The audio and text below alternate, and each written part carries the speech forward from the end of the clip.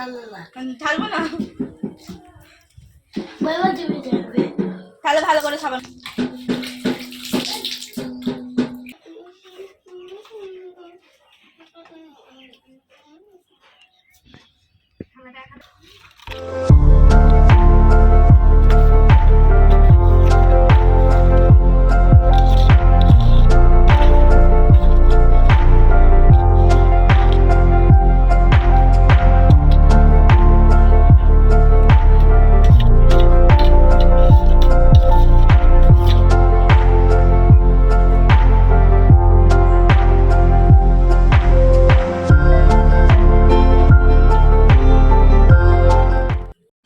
এটা কবিতা, কি কি লেখা আছে?